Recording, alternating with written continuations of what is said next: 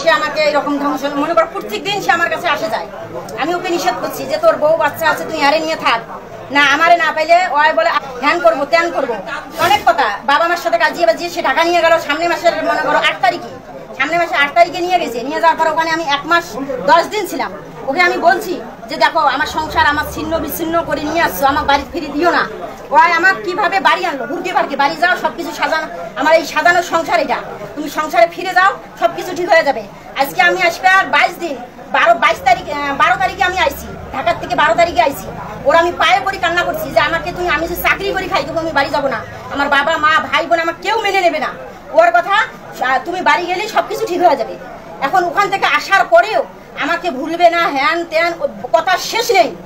তারপরে ওই আমার কাছে আসে হোক দুইজনকার, আমি দুইজনকারই মিল মহব্বতেই আছি।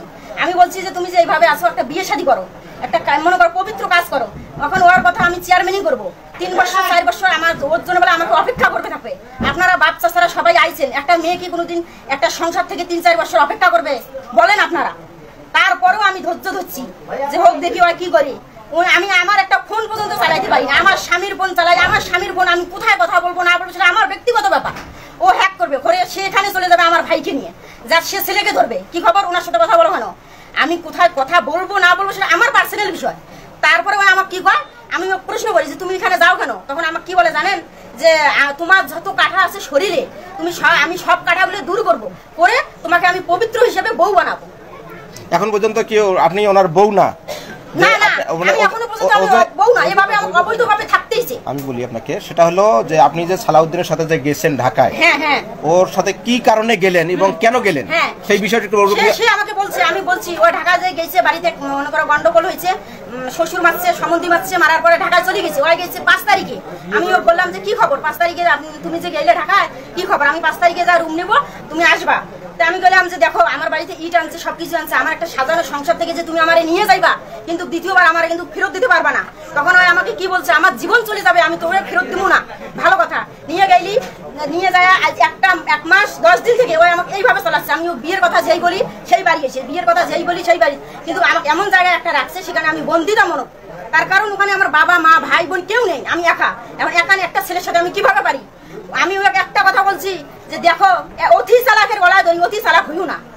এই যাবো তো আমাকে বিয়ে করে নাই, আমি বিয়ের প্রস্তাব 1000 দিন দিছি। আপনার প্রথম স্বামীর নাম কি? মোহাম্মদ আলম হোসেন। বিয়ে হওয়ার কতদিন হয়? আজকে আমার বিয়ে হবার 12টা বছর হয়। আপনার সন্তান কয়টা? আমার মেয়ে একটা, কিসে পড়ে?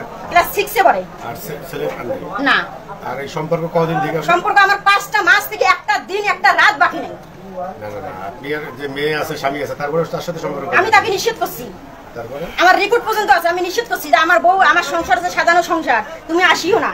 না ও আমি বলে মূল্যবান জিনিস হচ্ছে আমার সুখ বলে তার কাছে খুব ভালো লাগছে।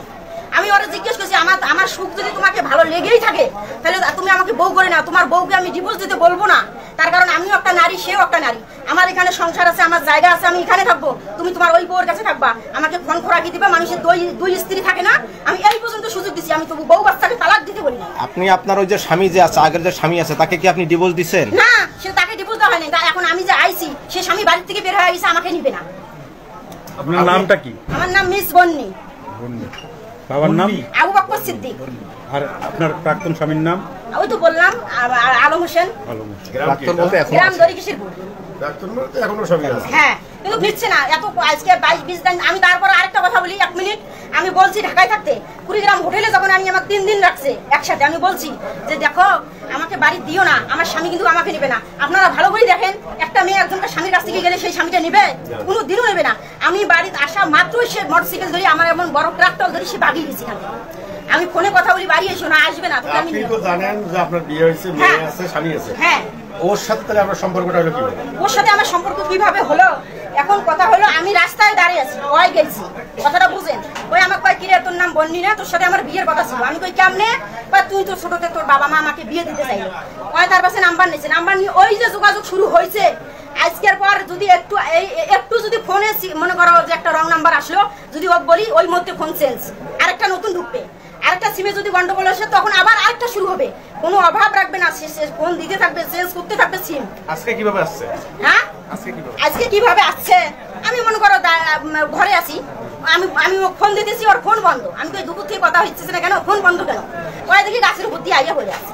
গাছের উপর দিয়ে আসছে। গাছের উপর দিয়ে আইয়া উঠে গেছে। ধরলো কিভাবে? ধরলো কে ঘরে ছিল, আমি জানি না কে ধরছে। কয়টার দিকে? আমি তা বলতে পারবো না, হয় 7টার দিকে এরকম হবে। সন্ধ্যা 7টা। এবার বিবানা 7টা হবে, আর 6টা তো মাগরিবের আজান দেয়।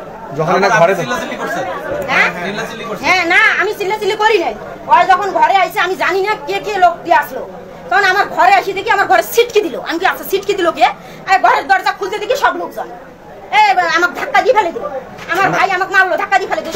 তখন কি আপনি ঘরে ছিলেন? হ্যাঁ, আমি ঘরেই ছিলাম ওর সাথে। ও ঘরে ছিলেন, তখন ওই ইয়ে করছে। হ্যাঁ, আপনি এই ঘরে আমার 12 বছর। আমি আরেকটা কথা বলি, আমি বলছি যে আমি একটা খারাপ মেয়ে, আমার কাছে তুই আসিস না, ভাঙা ভাঙা কথা। আমি খারাপ মেয়ে, আমার কাছে আসিস না। আমার কয় কি জানেন?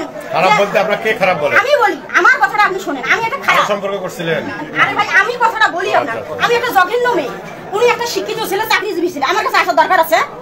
আমার কাছে কথা আমি ওরেছি খারাপ। ওই আমাকে কি বলছে জানেন? আপনারা তো সবসময় বলেন ছেলেরাই আসে, তা আপনি সুযোগ দিলেন কি? আপনার বাচ্চা শুনেন আছে, না, স্বামী আছে, ও তো বিয়ে আছে। সুযোগ দিছি, সুযোগটা হলো কেন? এক হাতে কোনদিন তালি তো বাজে না, আমি স্বীকার করতেছি।